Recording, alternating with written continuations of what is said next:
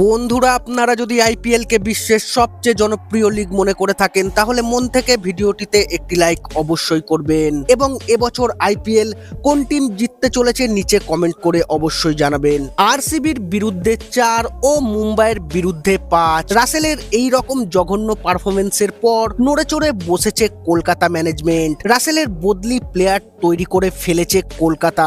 মাঠে নামতে প্রস্তুত নতুন এই বিধ্বংসী হিটার। কে এই ব্যাটসম্যান বিস্তারিত জানাবো বন্ধুরা, তার আগে ভিডিওটি পুরো দেখার আবেদন রইল এবং চ্যানেলে নতুন এসে থাকলে চ্যানেলটিকে সাবস্ক্রাইব করবেন।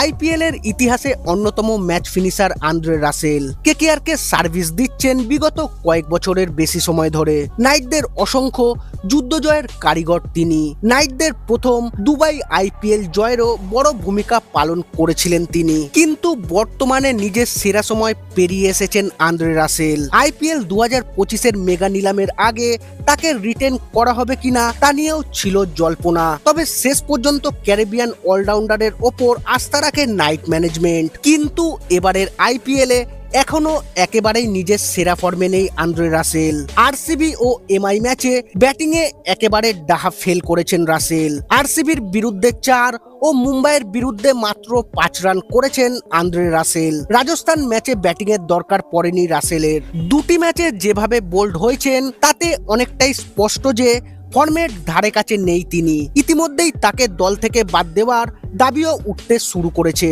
আর রাসেলের বদলি হিসেবে খেলানোর প্লেয়ারও রয়েছে কেকেআর স্কোয়াডে। মেগা নিলামে কেকেআর দলে নিয়েছিল আর এক ক্যারিবিয়ান তারকা রোবমান পাওয়েলকে। ওয়েস্ট ইন্ডিজের টি-20 আন্তর্জাতিক দলের অধিনায়কত্ব করার অভিজ্ঞতা রয়েছে পাওয়েলের। তাকেই আন্দ্রে রাসেলের ব্যাকআপ প্লেয়ার মনে করা হচ্ছে।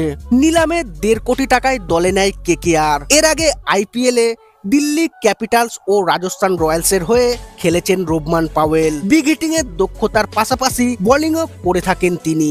ফলে রাসেলের লাগাতার খারাপ পারফর্ম করলে সেই জায়গায় পাওয়েলকে প্রথম একাদশে দেখলে খুব একটা অবাক হওয়ার কিছুই থাকবে না।